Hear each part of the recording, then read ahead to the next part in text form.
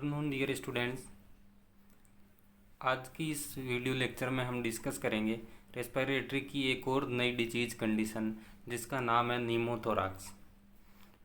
पिछले जो क्लास थी उसके अंदर हमने जो डिजीज़ पढ़ी थी अपना निमोनिया वो कंप्लीट हो चुकी थी, और आज की जो अपनी डिजीज़ रहेगी इस क्लास की वो रहेगी न्यूमोथोरैक्स।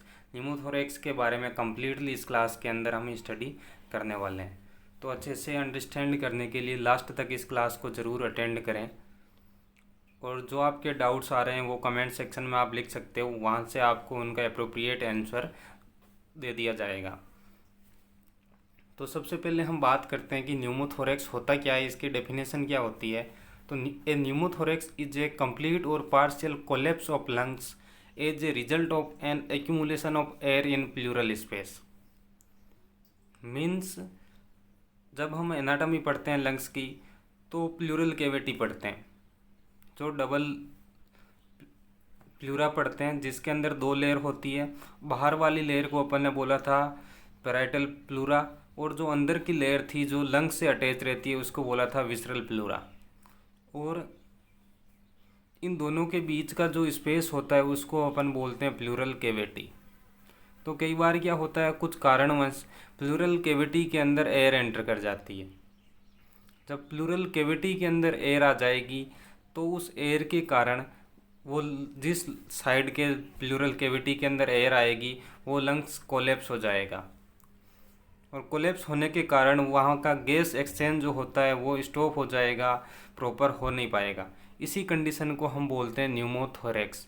जैसा कि आप इस इमेज के अंदर देख पा रहे हो, दो लंग्स दिए, एक अपना नॉर्मल लंग्स है जो अच्छे से पूरा एक्सपांड हो रखा है, और फिर आप ब्लू कलर के अंदर देख रहे हो इसकी प्लूरल कैविटी। जबकि दूसरा जो लंग्स है इस पेशेंट का, राइट वाला लंग्स, यहाँ पे क्या हुआ, किसी कारणवश प्लूरल कैविटी के अंदर एयर एंटर कर गई। ये जो नीचे आप ब्लू कलर का देख रहे हो वो क्या है, प्लूरल कैविटी के अंदर एयर एंटर कर चुकी है। तो इस एयर के कारण ये लंग्स कोलैप्स हो गया, छोटा हो गया साइज में। अब लंग्स की साइज छोटी होने के कारण, कोलैप्स होने के कारण ये लंग्स अफेक्टिवली फंक्शन नहीं कर पाएगा, अच्छे से गैस एक्सचेंज नहीं कर पाएगा। तो इसी कंडीशन को अपन बोलते हैं न्यूमोथोरैक्स। अच्छे से इमेज के अंदर आप आइडेंटिफाई कर पा रहे हो कि जो राइट लंग है इस पेशेंट का उसके अंदर न्यूमोथोरैक्स डेवलप हो रखा है, प्लूरल कैविटी के अंदर एयर एक्यूमुलेट हो चुकी है। देन इसके जो टाइप होते हैं न्यूमोथोरैक्स कितने प्रकार का होता है, तो उसको अपन मोस्टली वैसे तीन कैटेगरी के अंदर क्लासीफाई करते हैं। एक होता है क्लोज्ड न्यूमोथोरैक्स, दूसरा होता है ओपन न्यूमोथोरैक्स, तीसरा होता है tension pneumothorax. Open, closed end tension pneumothorax. इसके अलावा कौन सा सब्सटेंस एक्यूमुलेट हुआ है, अपन ने बोला था कि न्यूमोथोरैक्स के अंदर एयर एक्यूमुलेट होती है, लेकिन एयर के साथ मान लो ब्लड एक्यूमुलेट हो जाता है तो उसको हीमोथोरैक्स बोलते हैं अपन, या लिम्फ एक्यूमुलेट हो जाता है तो उसको काइलोथोरैक्स बोलते हैं, या किसी दूसरे ट्रॉमा के कारण, ब्लंट इंजरी के कारण, चेस्ट के अंदर कोई ट्रॉमा हो गई एक्सीडेंट में, तो उस कंडीशन में अगर जो हो जाता है न्यूमोथोरैक्स उसको अपन बोलते हैं ट्रॉमेटिक न्यूमोथोरैक्स। तो इस तरह से टोटल 6 कैटेगरी या 6 टाइप पढ़ेंगे अपन, लेकिन जो मेनली टाइप होते हैं वो 3 प्रकार के होते हैं, closed, open and tension pneumothorax. सबसे पहले बात करते हैं अपन closed pneumothorax. Closed pneumothorax means common form of pneumothorax which is caused by rupture on the visceral pleural space. Means यहाँ पे क्या होता है, बाहर से जब अपन देखेंगे तो ये न्यूमोथोरैक्स क्लोज्ड दिखेगा, बाहर से कोई ओपनिंग नहीं होगी। तो फिर क्या होगा, जो अंदर की प्लूरल लेयर होती है, विसरल प्लूरल लेयर होती है, उसके अंदर ओपनिंग होती है, और जैसे ही अपन इंस्पायर करते हैं एयर विसरल प्लूरा से होते हुए प्लूरल कैविटी के अंदर एंटर कर जाती है, जिसकी वजह से प्लूरल स्पेस के अंदर एयर आ जाएगी और अपने लंग्स कोलैप्स हो जाएंगे। तो यहाँ पे इम्पोर्टेंट क्लोज्ड न्यूमोथोरैक्स के अंदर क्लोज से याद रखना, बाहर से ये क्लोज्ड होता है, लेकिन जो अंदर की लेयर होती है, विसरल प्लूरा होती है, उस लेयर के अंदर ओपनिंग होने से एयर एंटर कर जाती है। अब इसके इटियोलॉजिकल कारण क्या होते हैं क्लोज्ड न्यूमोथोरैक्स के, तो injury to lung by mechanical ventilation. Means अपन ने पढ़ा था, जब मैकेनिकल वेंटिलेशन पढ़ा था तो मैकेनिकल वेंटिलेशन का अपन ने मोस्ट कॉमन कॉम्प्लिकेशन पढ़ा था न्यूमोथोरैक्स। अगर वेंटिलेटर के अंदर अपन ने ज़्यादा प्रेशर यूज किया, मीन्स ज़्यादा प्रेशर से अपन ने वेंटिलेशन दिया, या जो अपना अपना प्रेशर था वेंटिलेटर का वो ज़्यादा सेट किया, तो उस कंडीशन में क्या होता है, लंग्स को इंजरी हो जाती है, एल्वियोलाई को इंजरी हो जाती है, और उसकी वजह से जो अंदर की प्लूरल लेयर है विसरल प्लूरा वो रप्चर हो जाती है और प्लूरल कैविटी के अंदर एयर एंटर हो जाती है, तो उस वजह से हो सकता है। Then injury to lungs by insertion of a subclavian catheter. अगर अपन किसी पेशेंट के सब क्लेवियन कैथेटर इंसर्ट कर रहे हैं और सब क्लेवियन कैथेटर के कारण भी लंग्स को इंजुरी हो जाए, तो ये इंजुरी भी क्लोज्ड न्यूमोथोरेक्स कॉज करती है। देन रप्चर्ड बुलाई इन ए सीओपीडी पेशेंट। अपन ने सीओपीडी वाले के अंदर पढ़ा था कि सीओपीडी के अंदर 3 डिजीज़ का ये कंबाइंड डिजीज़ है सीओपीडी, जिसके अंदर ब्रोंकियल अस्थमा देखने को मिलता है, क्रोनिक ब्रोंकाइटिस मिलता है और एम्पाइसेमा मिलता है। एम्पाइसेमा के अंदर अपन ने पढ़ा था कि जो एल्यूलाई होती है उसके अंदर प्रॉब्लम्स आती है, एल्यूलाई रप्चर हो जाती है, बुलाई फॉर्मेशन हो जाता है। तो जब बुलाई फॉर्मेशन होगा तो उस बुलाई फॉर्मेशन के कारण विसरल प्लूरा डैमेज होगी, रप्चर हो जाएगी, और जो लंग्स के अंदर एयर थी वो प्लूरल स्पेस के अंदर एंटर कर जाएगी। तो सीओपीडी के अंदर बुलाई रप्चर होने के कारण भी क्लोज्ड न्यूमोथोरेक्स कॉज हो सकता है। देन सेकेंड टाइप होता है ओपन न्यूमोथोरेक्स। ओपन मीन्स बाहर से ओपन होगा, कोई बाहरी ओपनिंग के कारण ये न्यूमोथोरेक्स डेवलप होगा। Means open pneumothorax occurs when air enters in the pleural space through an opening in the chest wall। Chest वाल के अंदर कोई ओपनिंग होने के कारण प्लूरल कैविटी के अंदर एयर एंटर हो जाती है और न्यूमोथोरेक्स कॉज करती है। Then third one tension pneumothorax. Tension pneumothorax is a form of pneumothorax which rapid accumulation of air in pleural space. It may result from closed and open pneumothorax.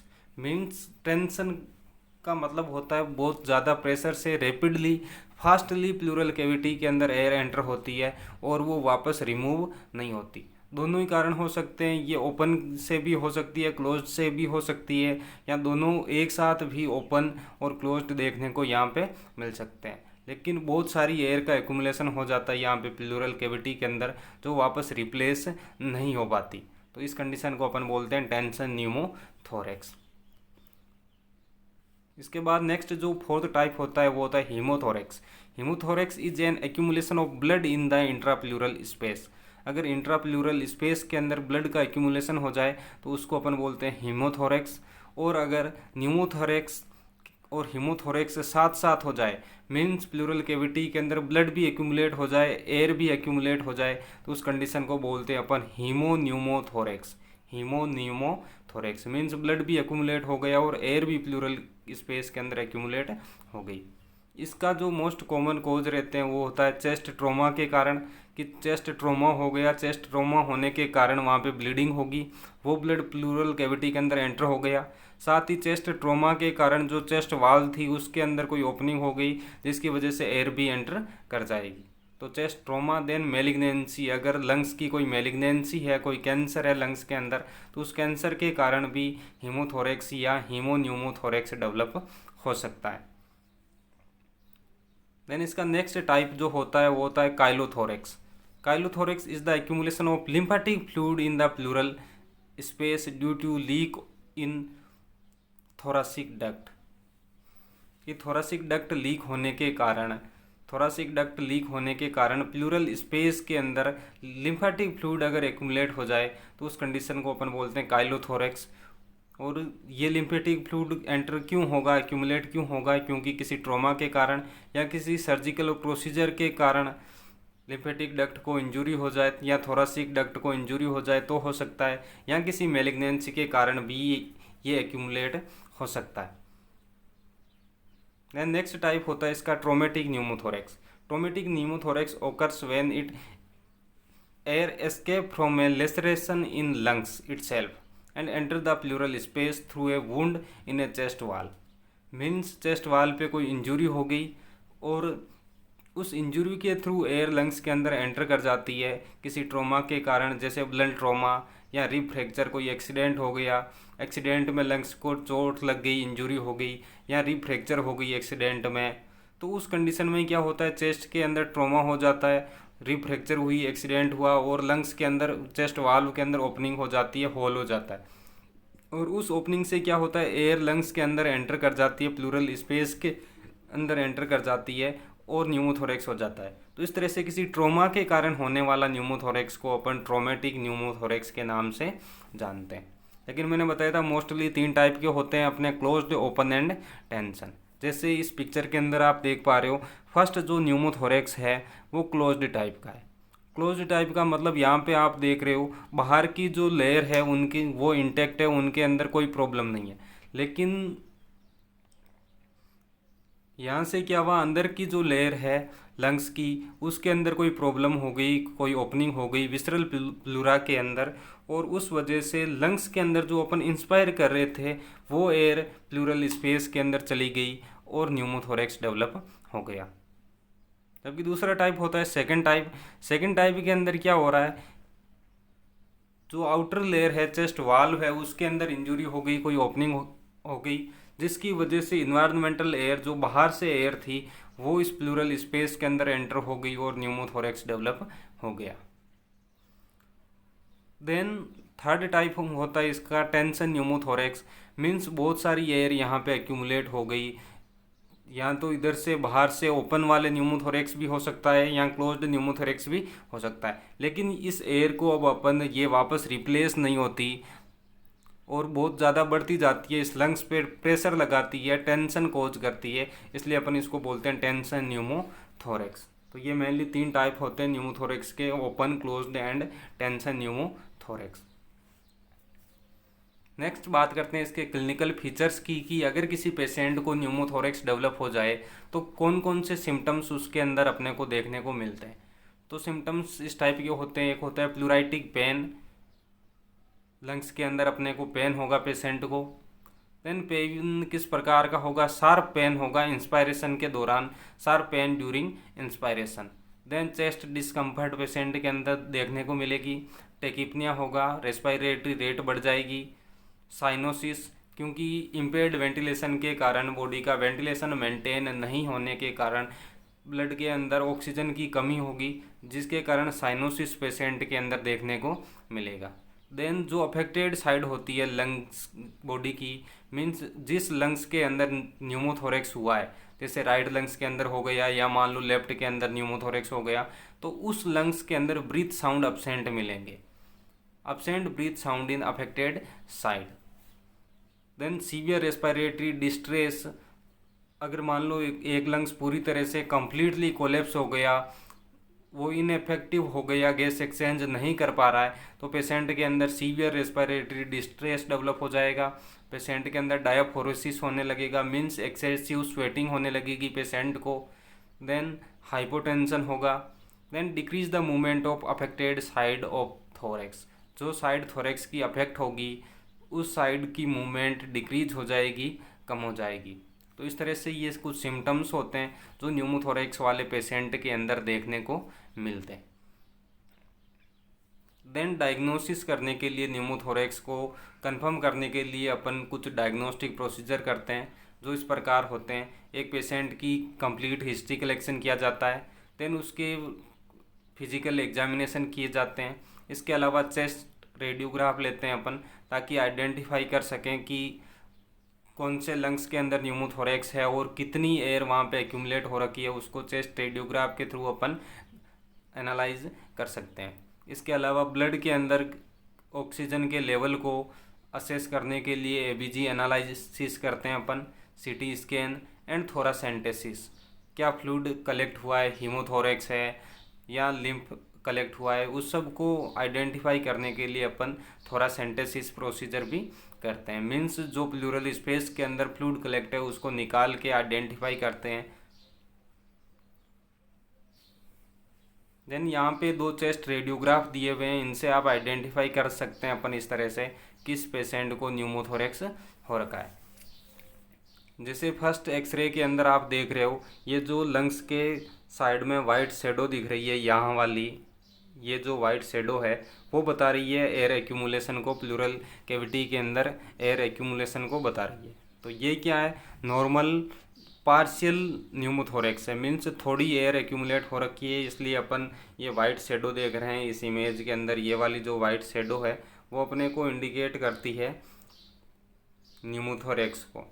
ये जो आप देख रहे हो वाइट शेडो यहाँ पे, वो न्यूमोथोरेक्स को बताती है। दूसरा, इसी तरह इस एक्सरे के अंदर आप देख रहे हो इस साइड ये पूरा जो अफेक्टेड पार्ट है वो वाइट दिख रहा है, यहाँ पे शेडो दिख रही है। मीन्स ये क्या हुआ, टेंशन न्यूमोथोरेक्स है, पूरी तरह से कम्प्लीटली लंग्स कोलेप्स हो चुका है। यहाँ पे आप जो देख रहे हो ये लंग्स है पेशेंट का। बाकी के पोर्शन में ये जो पूरा पोर्शन है उसके अंदर एयर कलेक्ट हो रखी है, न्यूमोथोरेक्स डेवलप हो गया, इसलिए अपने को एक्सरे के अंदर ये पोर्शन पूरा वाइट सा दिखेगा। तो इस तरह से अपन एक्सरे से न्यूमोथोरेक्स को कंफर्म कर सकते हैं, आइडेंटिफाई कर सकते हैं कि न्यूमोथोरेक्स वाले पेशेंट का एक्सरे किस टाइप का देखने को मिलेगा। इसके बाद अपन क्या करते हैं, न्यूमोथोरेक्स का मैनेजमेंट के अपने गोल इस टाइप के होते हैं कि टू इवैक्यूएट द एयर और blood from the pleural space. Management में अपन क्या करते हैं, प्लूरल स्पेस के अंदर जो एयर कलेक्ट हुई है या जो ब्लड कलेक्ट हुआ है उसको रिमूव करते हैं, इवैक्यूएशन करते हैं। Then to maintain ventilation, patient का वेंटिलेशन जो था मेंटेन किया जाता है, ऑक्सीजन एडमिनिस्ट्रेशन की जाती है। Then to relieve discomfort, pneumothorax के अंदर पेशेंट में जो डिस्कम्फर्ट डेवलप हुआ है उस डिस्कम्फर्ट को कम करते हैं अपन। Then to prevent complications, pneumothorax के जो फर्दर कॉम्प्लिकेशंस हैं उनको अपन प्रिवेंट करते हैं। देन जो यहाँ पे मैनेजमेंट के लिए अपन जो बेस्ट टेक्निक यूज करते हैं वो मोस्टली दो टेक्निक अपन यूज करते हैं। मेडिकल मैनेजमेंट यहाँ पे इफेक्टिव नहीं होता, अपने को सर्जिकल प्रोसीजर ही यूज करने होते हैं। तो सर्जिकल प्रोसीजर में क्या करते हैं, एक अपन करते हैं चेस्ट ट्यूब ड्रेनेज या वाटर सील्ड ड्रेनेज सिस्टम।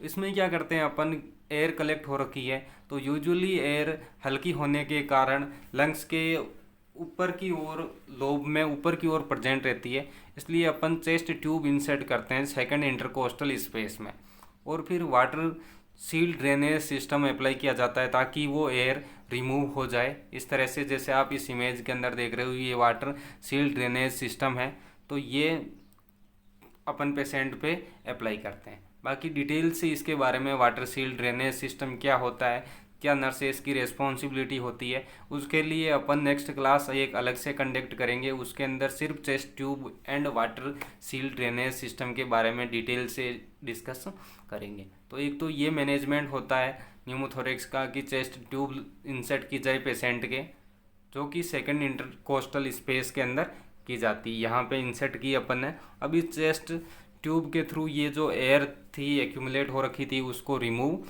किया जाता है। देन जो सेकंड प्रोसीजर होता है, अगर किसी पेशेंट के अंदर रिपीटेटिवली न्यूमोथोरेक्स होता है, मीन्स बार बार अपन चेस्ट ट्यूब डालते हैं, पेशेंट ठीक होता है और कुछ टाइम बाद फिर से न्यूमोथोरेक्स उसके अंदर डेवलप हो जाता है, तो उस कंडीशन में अपन क्या करते हैं, एक प्रोसीजर करते हैं जिसको अपन बोलते हैं प्लूरोडेसिस। प्रोसीजर किया जाता है जिसको अपन बोलते हैं प्लूरोडेसिस। प्लूरोडेसिस मतलब अपन क्या करते हैं, जो प्लूरल लेयर है दोनों पैराइटल प्लूरा और विसरल प्लूरा, उनको एडिशन कर देते हैं, मीन्स दोनों लेयर को आपस में चिपका देते हैं। जब दोनों लेयर आपस में चिपक जाएगी तो प्लूरल स्पेस ही नहीं रहेगा, और जब प्लूरल स्पेस ही नहीं रहेगा तो उसके अंदर एयर एंटर नहीं होगी और न्यूमोथोरेक्स कोज नहीं होगा। तो सेकंड इमेज के अंदर जो आप देख रहे हो ये होता है प्लूरोडेसिस।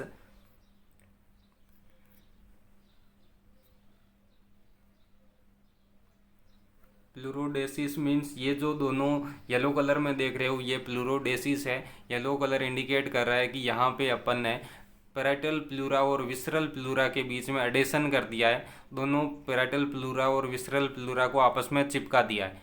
तो जब ये दोनों आपस में चिपक गई तो प्लूरल स्पेस ही नहीं रहेगा और इसके अंदर एयर एंटर नहीं होगी। तो इस तरह से दो सर्जिकल टेक्निक अपन यूज करते हैं, एक चेस्ट ट्यूब इंसर्ट कर सकते हैं, या दूसरा अगर किसी पेशेंट को बार बार न्यूमोथोरेक्स हो रहा है तो प्लूरोडेसिस कर सकते हैं अपन, दोनों पैराइटल और विसरल प्लूरा को आपस में चिपकाया जा सकता है। देन लास्ट में बात करते हैं कि अगर अपने पास कोई न्यूमोथोरेक्स का पेशेंट होता है हॉस्पिटल के अंदर तो नर्सेस की क्या रिस्पॉन्सिबिलिटी बनती है उस पेशेंट की केयर करने के लिए। तो कुछ इंपॉर्टेंट पॉइंट्स इस प्रकार होते हैं नर्स को जो ध्यान में रखने होते हैं कि अप्लाई ये non porous dressing over an open chest wound. Means अगर किसी पेशेंट को चेस्ट ट्रॉमा हो गया, चेस्ट पे वुंड हो गया, तो वो उस वुंड की वजह से क्या होगा, प्लूरल स्पेस के अंदर एयर एंटर होती रहेगी और न्यूमोथोरेक्स होगा। तो अपन उस पर नॉन पोरस ड्रेसिंग अप्लाई करेंगे। नॉन पोरस ड्रेसिंग मतलब ऐसी ड्रेसिंग जिससे एयर या कोई भी सब्सटेंस एंटर नहीं हो सकेगा लंग्स के अंदर, तो उस ड्रेसिंग को अपन बोलते हैं नॉन पोरस ड्रेसिंग। अप्लाई कर देंगे वहाँ पे। देन पेशेंट में ऑक्सीजन एडमिनिस्टर करेंगे और पेशेंट को फाउलर पोजीशन या सेमी फाउलर पोजीशन प्रोवाइड करेंगे, क्योंकि रेस्पिरेटरी डिस्ट्रेस वाले पेशेंट में सबसे कंफर्टेबल पोजीशन रहती है सेमी फाउलर पोजीशन या फाउलर पोजीशन। तो पेशेंट को फाउलर पोजीशन प्रोवाइड करेंगे। देन पेशेंट को प्रिपेयर करेंगे चेस्ट ट्यूब प्लेसमेंट के लिए, और चेस्ट ट्यूब को तब तक अपन लगाए रखेंगे जब तक पूरी तरह से एयर रिमूव नहीं हो जाए और लंग्स पूरी तरह से एक्सपांड नहीं हो जाए, तब तक चेस्ट ट्यूब को रिमूव नहीं किया जाता। देन चेस्ट ट्यूब लगाने के बाद जो ड्रेनेज सिस्टम होता है उसको कंटिन्यूसली अपन मॉनिटर करेंगे कि एयर पास आउट उसमें से हो रही है या नहीं हो रही है, या उसके अंदर कोई दूसरा सब्सटेंस ब्लड तो नहीं आ रहा ट्यूब में से। तो उन सारी चीज़ों को अपने को कंटिन्यूसली मॉनिटर करना होता है। देन इम्पाइसेमा डेवलप होने के लिए पेशेंट को मॉनिटर करेंगे, क्योंकि न्यूमोथोरेक्स के कॉम्प्लिकेशन के रूप में पेशेंट के अंदर इम्पाइसेमा भी डेवलप हो सकता है। तो इस तरह से ये कुछ नर्सिंग इंटरवेंशन है जो नर्स को आप हमेशा माइंड में रखने होते हैं। तो स्टूडेंट्स, इस तरह से थी आज की हमारी ये छोटी सी डिजीज़ कंडीशन न्यूमोथोरेक्स, और बाकी की जो नेक्स्ट डिजीज़ है उसको नेक्स्ट क्लास में हम कंटिन्यूस करेंगे। Thank you.